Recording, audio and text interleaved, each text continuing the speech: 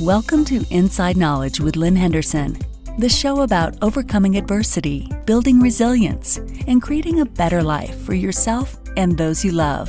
Hello and welcome to another episode of Inside Knowledge. I'm your host, Lynn Henderson, and today I am thrilled to introduce today's guest, Linzi Band. Linzi is a social and emotional thinking teacher at the Australian Independent School in Jakarta, Indonesia. And I think that job title is worth repeating. She's a social and emotional thinking teacher. Linzi is passionate about the work that she is doing with students, and it's making a huge difference. I think you're going to really enjoy today's interview, and there's also lots of practical tips for parents to assist their children in becoming more resilient. Thank you, Linzi, for agreeing to meet with me and talk to me about resilience in education. You're very welcome. It's really exciting. I'm very excited to talk about it. Oh, excellent, because I'm so passionate about this, the need for it. I guess that's really what started the whole process for me, was finding out that I apparently didn't cope well with stress, and wondering how come I was never actually taught at school. So really briefly, I just would like to know what school you're teaching at and just a tiny bit about that school so we can pitch you. Yeah, so I teach at the Australian Independent School in Jakarta, Indonesia. I've been teaching here around maybe 7 years now, beginning of my 8th year here. We're a very small school, around 160 students throughout grades 7 through 12. Mixed cultures from all over the world. I would say predominantly Asian rather than Australian, but we do have a lot of mixed culture children from Indonesia, Australia, lots and lots of backgrounds and lots of different young people who all carry different values and all have different experiences of the world to offer. So it's a really exciting little school, to be honest with you, Lynn. You know, I've really enjoyed working here, and I really hope to be working here for a few more years as well. Yeah, it's exciting school with some great opportunities. So, oh, fantastic. Yeah. And how did you come to be teaching resilience? How did that come about? Oh, okay. So I started here actually as an EAL teacher. That was my goal when I started working here. And after a couple of years of doing EAL, which was great, I love to teach EAL as well. And it seemed to me like there was something missing within our student cohort. Homeroom teachers were good at dealing with some of the everyday problems. But again, not all homeroom teachers had the skills or training to do pastoral care well. Now, my background is actually in youth and community education. So originally in the UK, before I chose to leave the UK and travel, I was a youth and community development worker in some very, very deprived areas of the UK, where a lot of the students were disengaged in school, dysfunctional around school. And it was my job to go in, troubleshoot, work with the students that were very difficult to manage in a school environment. And I used to do that in my youth project, or I would go into schools and do that. And I would run anti-bullying programs, peer mentoring programs, peer counselling, just to really support the students to engage or re-engage in education. So for me, seeing some of those gaps here, it drove me mad, Lynn, for a while, to be honest. I was so passionate about it, and I was like, what are we going to do? But I'm only EAL. But luckily for me, being in an EAL role is also very supportive. Because you are supporting students with language challenges and additional barriers to an international school education. So a lot of those students were coming forward and talking to me about their issues integrating into the school environment, which was completely English, and their challenges when they didn't even have the language to access the curriculum. So from there, lucky for me, we had a new head of school, Paul Borden. He's now in a school in Beijing. And he was really forward thinking. And because we're an inclusive school, and we are a fully inclusive school, so we have students with learning challenges and all sorts of degrees of spectrum-related issues in our regular classrooms, which I think makes us really special. And I was able to have a conversation with him initially about the idea of putting some sort of program in for young people to support their needs holistically. So we weren't just looking after our students academically, but also social emotionally, because I feel very strongly, Lynn, that if students are socially and emotionally ready, they will learn.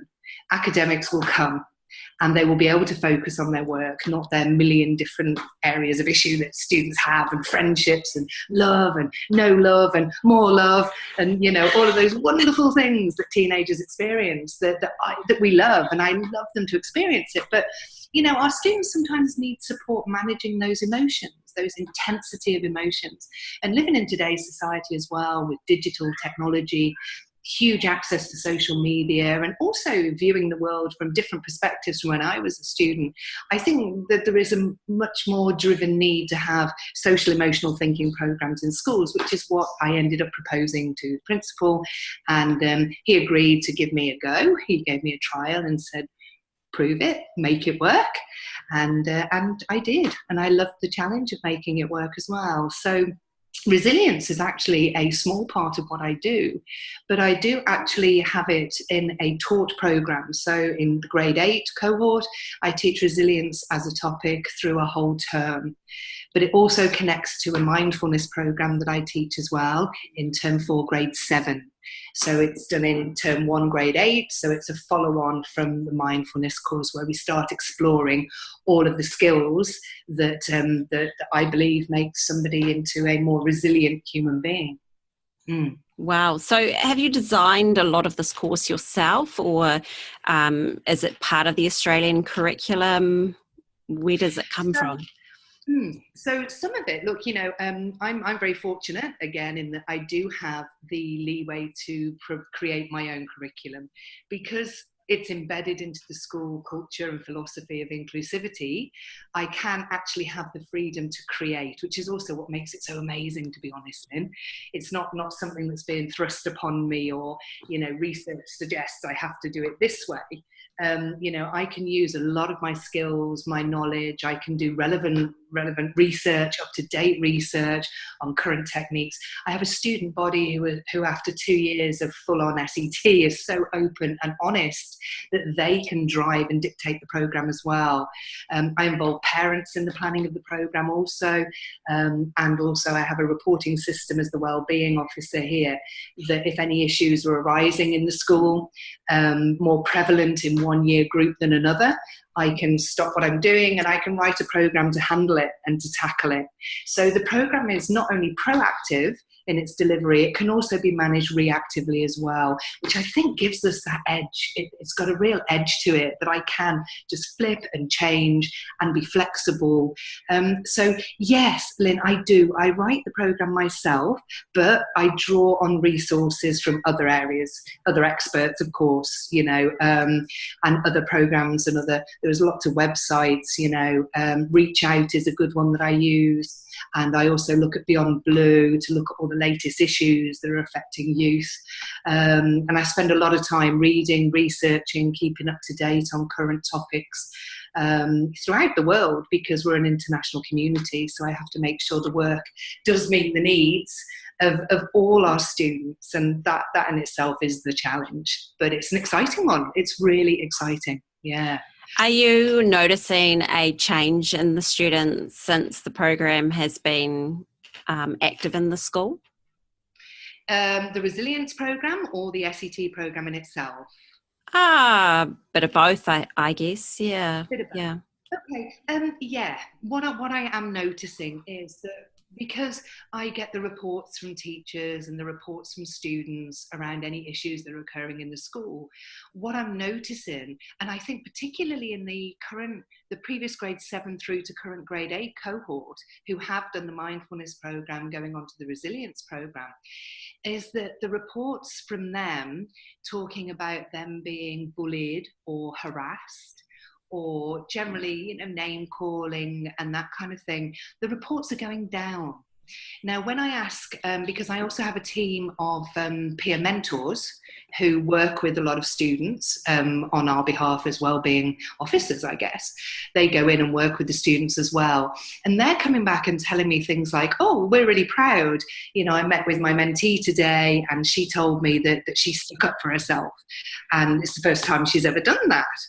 And so I always go back with some questions. Why do you think she did that? Next time you meet with her, can you explore it a bit more? Because that way I get my evidence, because it's very hard to evidence work such as this. With exams and without those official kind of assessment, and that's not where I want to go with this at all. So I'm really keen to get the evidence. So I would say that yes, we've had a significant reduction in reported incidents, but a significant increase in positive bystanding, which tells me that the students are in fact increasing their confidence to speak out, which would tell you that that comes a lot from the work we're doing around resilience, because being more positive, being more optimistic about the results, having a positive attitude and a growth mindset all supports the student to feel more confident about themselves and engage in challenging, sometimes conflictual conversations for the benefit of themselves and others. So yeah, I really believe that in a small school like ours, it can be a tremendously successful program. Yeah. And what with evidence visible. And how have the parents responded to the program? Oh, look, parents love it. Every term I write home to the parents in the class, telling them what we're covering and how they can support it from home. And the students, although they don't get official assessment tasks or, homework as such, I give them activities that means they have to go home and communicate with their parents. They have to interview a sibling, communicate with a parent, get their perceptions and views on the topic, and come back to the table. And then we look at possible areas of conflict in the family home, and it breeds these wonderful, wonderful discussions about relationships within families. And what I find is that I get emails from parents just saying, wow, what a fantastic program. I wish I had that when I was at school. And suddenly you get all these wonderful parents sharing their school experiences with me because they found a common factor. And what I get in parent-teacher student conversations is this sense of relief from the parent that their child is being equipped with the skills that they always wish they had. And I hear some awful stories from the parents about their own experiences in schools and their experiences with teachers and peers. And they're just so relieved, I think, that their child has a fair chance at coming through school without having to experience the school of hard knocks, I suppose it is, Lynn, isn't it? That's what it was called when I was there. Yeah. And that sort of brings me back to this question I had, was how much do you think can be taught in terms of resilience, and how much has to be learnt through life experience? Okay. Yeah. Now, I thought about this quite a lot, actually, because, sometimes I hear people say, oh, but, resilience, you've got to be in it. You've got to experience it and come out of the other side in order to be tough. And that was always the words that I always heard, was you've got to toughen up. And it's like, oh, really? Gosh, since when? Oh no, that's just another pressure now, isn't it? Now I've got to be tough as well as strong and wonderful and intelligent and kind and compassionate and all of these other things I'm supposed to be, and at 14 or 15, whoa. I mean, that's a lot, at any age it's a lot, isn't it? Then it's a huge pressure. So look, I think that yes, there is a certain percentage, probably more. I'm more on the side of that, yes, it is learned. We learn it from experiences. We go through experiences, we come out of the other side, we reflect, we evaluate. But we need to be honest in that people reach that stage of reflection and evaluation much later, at different stages in life. So some will get there sooner. Some of my students can do it now. Some won't get there till they're 30, 40. Emotional intelligence varies between everybody. So I don't know that we can say that you get it solely through experiences. I think a lot of it is about the way we handle the experiences. I mean, if we handle them effectively, do we learn?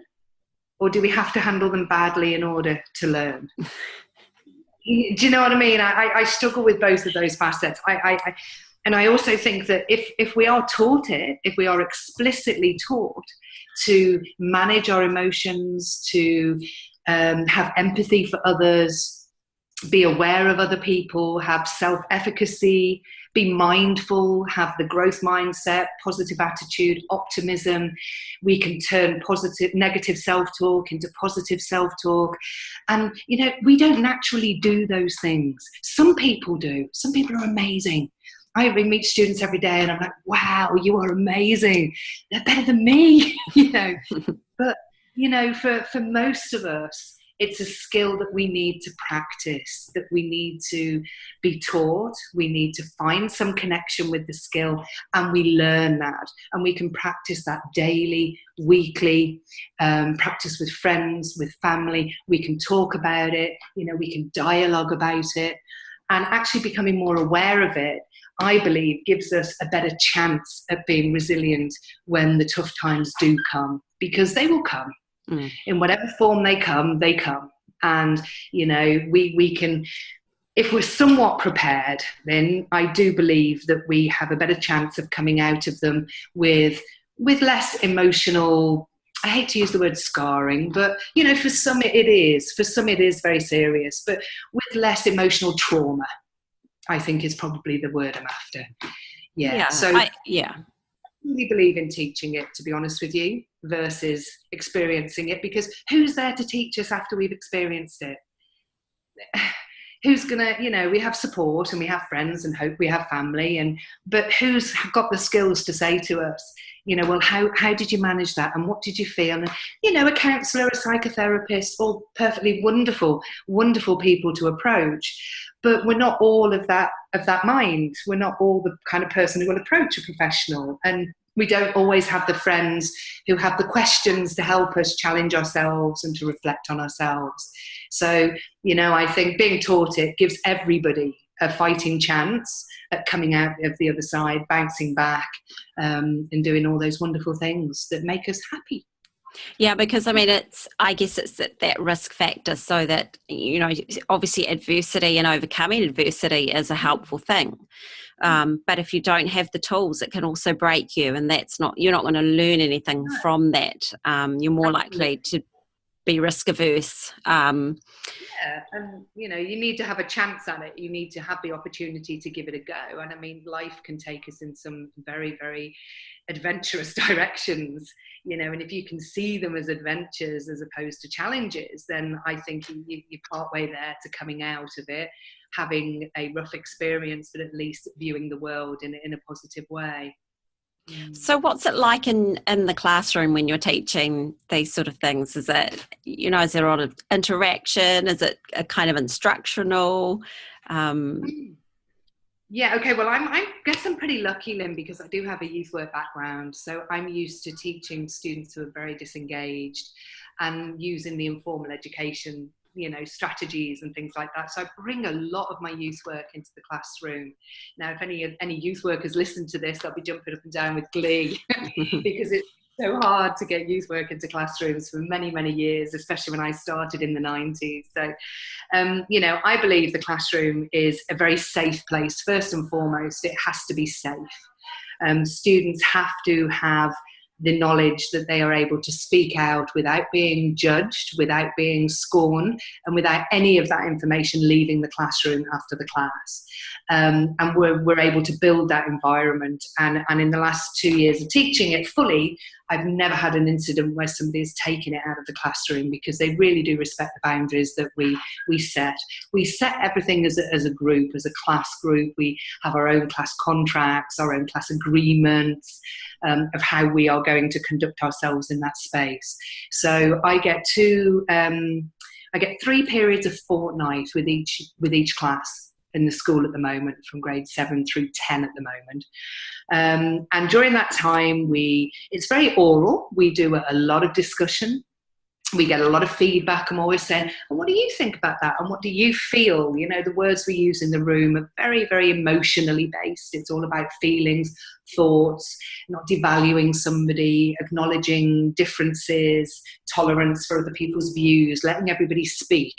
So it's a very peaceful place to be honest with you. It's a very vocal place, and students are noisy, as they should be. But they're very peaceful within it, knowing that they are safe. So we do a lot of group games, we do a lot of activities, we do a lot of relationship building, of course, that's first and foremost, a lot of trust work, and so less instruction, I do have the old PowerPoint going, you know what I mean? And, I will reflect on the work and I will evaluate the work because, of course, that's all part of being an educator.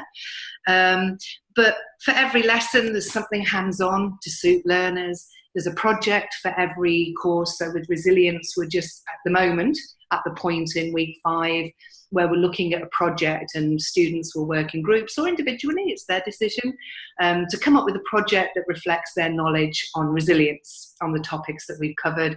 So one group have got, they've decided to come up with some mugs they want to make, and they're going to put slogans that support resilience on them. I've got another group who are doing some posters for the toilets.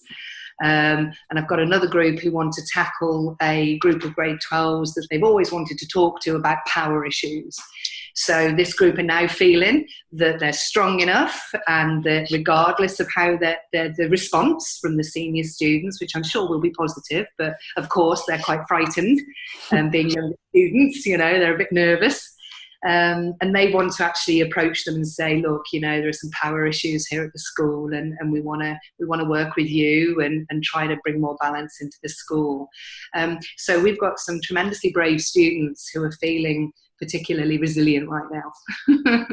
So I think the projects and the work in itself speaks volumes about the value of what we're doing with those students, considering last year they didn't know what a feeling was particularly, or they just knew happy, sad, Yeah. They're very emotionally vocal. They have beautifully engaged in the emotional vocabulary, and they've certainly increased in emotional intelligence. They're incredible. So, yeah. I'm interested to know, because I'm assuming you came through your schooling similar to mine, and that this wasn't anything that we were taught at school. How did you develop your own personal resilience? Oh, Lynn, that's a story, isn't it? Yeah. Well, look, I'm a bit. Look, I'm from the school of hard knocks, really. I was never taught any of this. I struggled through school myself. I was bullied quite intensely through school for my skills. I was an amazing gymnast, and people used to bully me for that, put me down for that, and I responded quite badly to that bullying. I also was responsible for certain amounts of bullying myself due to how bad I felt about myself. Then, unfortunately for me, my mom died when I was 17. So I'd just left school in the UK system, and my mom passed away after a 2-year illness of cancer. So, I didn't know where I was going at 17. And I brought a lot of things into my life that were very, very difficult to manage. And it wasn't until I got into my mid-20s that I realised that I had survived. That was a good thing, because there were times when I thought I wouldn't, and that to use that strength to help others was where I needed to go. And I guess that was my coping mechanism. I think that was how I did it, because I had a father who was amazing. My dad became my mother after my mom died, and he was an amazing man, and he came through a lot. So I had him, and I had a great auntie who was an amazing role model. She was tough. She'd get through anything, and still does, and she was a great role model for me. So I was lucky to have those people in my life, because if I didn't, I don't know that I would be here, to be honest, Lynn. I don't know that I would be here. My life was a little bit wild.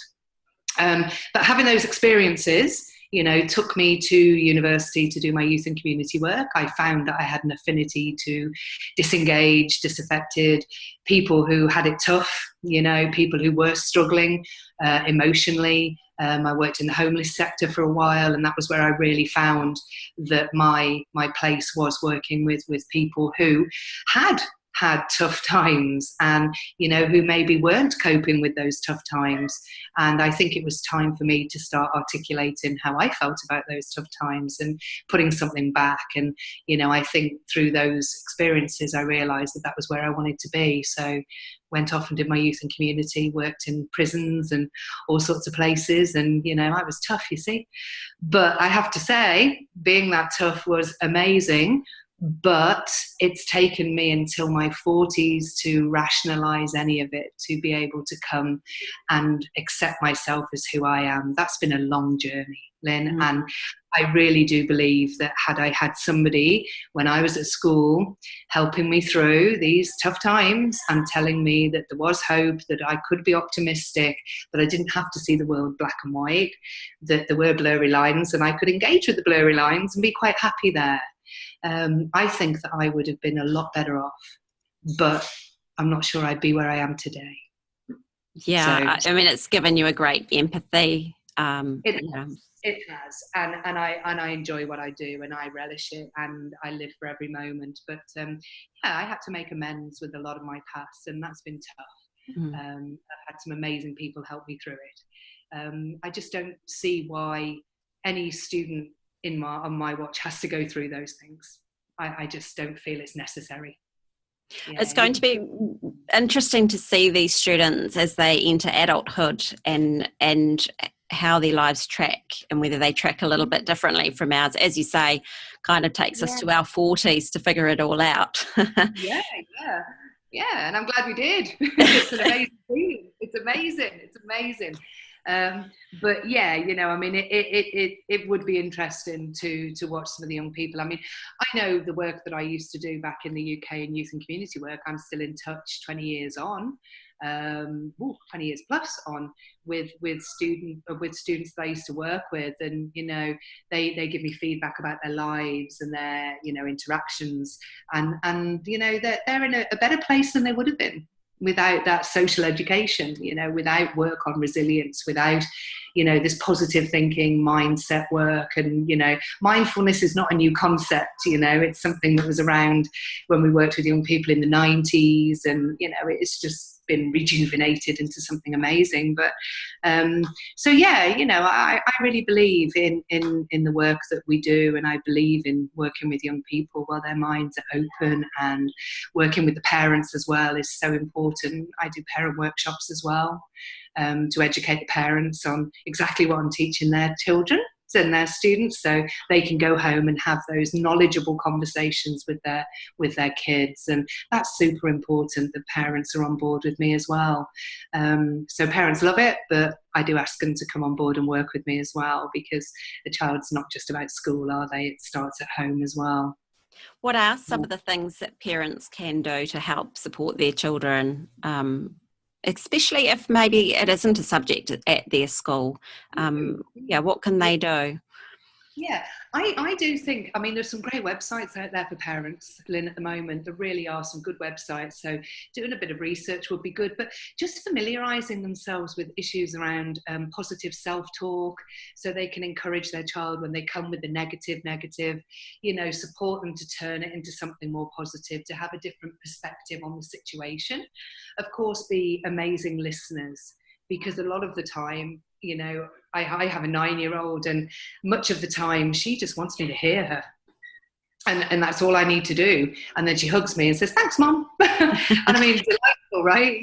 But that's quite often it. And a lot of the students that I talk to, it's my mom doesn't listen. And when I explore it further with them, what they're saying is, my mom isn't hearing what I'm telling her. My mom's listening, but she's not hearing what I'm trying to say. So just seek clarity from your child, but listen. You don't have to deal with it then and there. You can go back the next day, and optimism, model in the family home, model optimism, model a positive attitude, but acknowledge that some days your child isn't going to be positive, and that's okay. It's okay. These feelings are all valid, and we need to acknowledge them all, Mindful practice is a wonderful thing. There's some amazing apps now. I use Smiling Mind. Andy, he's amazing. All right, I believe he's Australian. And I use him. He's fantastic. in my classroom as well. And I often send parents the link and just say, get it on your phone. There are some wonderful mindful practices you can do with your child, about 7 minutes long, start in primary school, go to sleep with it. Just really bringing kids into the moment, not worrying about what's happened, not worrying about tomorrow, but focusing their mind on the moment, because it really does rest the brain as well. It rests all our emotions, and, we can begin to have more impulse control as well, and just work with your child to become more empathetic, I think, towards others as well. When people treat us badly, there's often a reason for it. I would never excuse negative behaviours, but there is often a reason for it. And sometimes having the empathy for others actually gives us a little bit more resilience, because if we can see things from another perspective, we'll quite often don't feel so targeted ourselves, and we can take a step back from the situation and take 2 steps forward. I would encourage parents to get up on it, seek out some workshops and talk to people, find out what other parents do. But I would also advise them not to say, toughen up. That's a phrase I hear so often. Oh, he just needs to toughen up. And I always say to a parent who says that to me, oh, can you suggest to me how he might do that? Because I've got a program on resilience and I would love your ideas. And it opens up the dialogue with the parents, and they can share with me, and I have access to them. And quite often I'll send them the PowerPoint and say, oh, have you thought about it like this? And suddenly you've got the parent on board. But because that's what they've been told all their life, they think that's the value to give to their child. So, sometimes it's about challenging the parent's perspective as well. Yeah. I had a parent who their children, or the whole family obviously, had moved a number of times, and she was really concerned about the effect it was having on the children. I mean, obviously you would come across students who've moved to Indonesia from elsewhere. Are there specific things that parents can do to help support their children when they do move countries? I think one of the key things is finding a school where your child is going to flourish, and not just academically. I come across a lot of parents who want the best school for their child academically, but I also meet a very large amount who want their child to be treated like a whole person, not just about the grades, not just about the scores. And I think that's where our school fits beautifully, because we're just like, yes, come on in, we'll work with your child however you wish. We're very open, we're very, very, very open-minded. Each child has their own individual aspirations, and we really cater for that. We're lucky we're a small school. Some of the larger schools won't have the facility to do that. But I do think that a parent can make a really balanced decision about the school they put their child into. And quite often there is choice. There is more than one international school. Look carefully. Go in, feel the vibe. Does it feel right for your child? Do you want an academically focused child, or do you want a child that can focus academically because they're happy socially, emotionally, they have support? Also check out the support systems in place as well in the school, because a lot of schools may have a psychologist on campus, but it may not be easy to access the psychologist. So ask about access to a school counsellor. How easy is it? Can you refer your child? Does it have to go through a teacher? What are the systems in place for support? Also, of course, crucially, have they got a social emotional thinking program? I know that we are at this stage, although I could be wrong, my research was last year, that we are one of the only schools in Asia to have this kind of program the way that it runs. But do seek what they have. Do they have any kind of social emotional education? Where is it done? Is it done in homeroom, or do they have an expert teaching that as a subject? That will give you a bit of a value as to where the school sits in its value of that subject, or that area of your child's development. And I think, as a parent, you need to then ask the school that if bullying occurs, or if incidents occur within friendships, which they do daily, what do the school do about it? I've heard many schools reject, they're like, well, we don't handle that. That's nothing to do with us. And while I respect that viewpoint, and while I respect that standpoint, for me, it's everything to do with us. It's everything to do with the school, because if we're not supporting that student with the skills to manage their own lives, why do we, or how do we expect them to even focus on their academic work? So for me, the role of a welfare officer, of a social emotional thinking teacher, of a counsellor, not so much a counsellor because they're very specific, but there should be systems in place, and sometimes a policy isn't enough. How do they handle bullying? Are they restorative or are they punitive? And I think all of these questions a parent can ask before putting their child into a school. And remember, in an international school environment, that people do pay for education. And as a parent, you should be involved, and you have the right to be involved, and you have the right to ask questions. So never stand back. And also, never stand back and think that a school is handling something. Always ask. Never sit back and think, I'll give my child the skills at home, and they'll be able to do it. Because quite often it's very difficult for a student. They'll get the advice, they'll feel good, they'll go for it. You're not there when it doesn't quite work. So, who's going to help you see that advice through at school? Because to be honest with you, I feel very strongly that schools and parents should be a team. I work with our parents like we're a team. What Miss Linzi says, the parent says. What the parent says, Miss Linzi says. And if we don't meet in the middle, we talk till we do.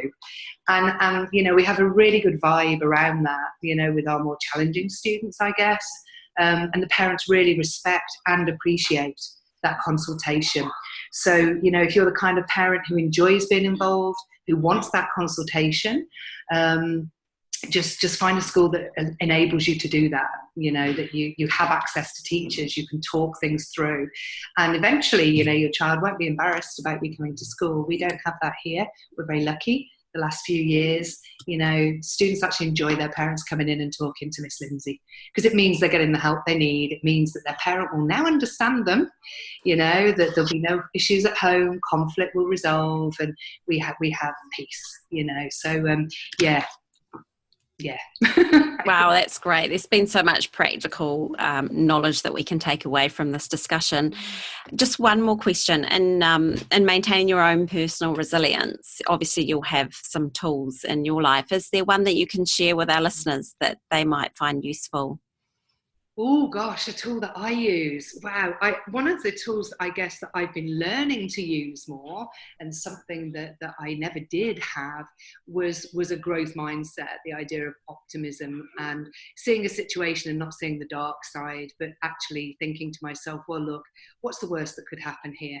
And plotting out the worst that could happen, and acknowledging that is very unlikely, and then acknowledging the course of action that I would take in order to ensure that the negative outcome wasn't reached. Thinking it through and controlling my impulsivity, I guess, is a really big one. I had zero impulse control, I think, at school. And in my teenage years, oh gosh, wow, I look back on it with such fondness. No regret, it's made me who I am, but it was tough. It was so tough and so emotional and so draining, and I had no tools at all. So I think optimism, healthy optimism, and growth mindset are two real key pointers. And the self-talk, I was full of this negative self-talk from the age of, 7 onwards, I think. And it wasn't until my 30s that I realised that, I can have positive self-talk too. I didn't know I had that skill, let alone know how to use it. So now I've found it. Oh my God, there's no stopping me. It's brilliant. It's brilliant. It's a whole new world. So look, you're never too old.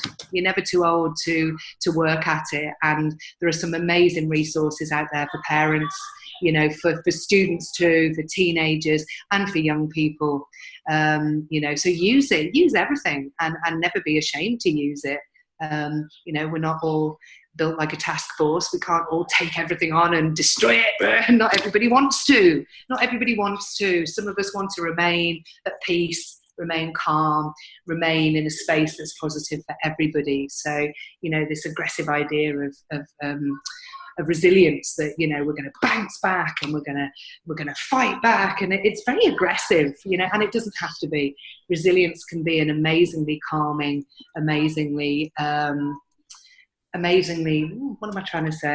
a very calming process, a way to calm your mind, to calm all those voices that go on at us all the time, and to give yourself a break.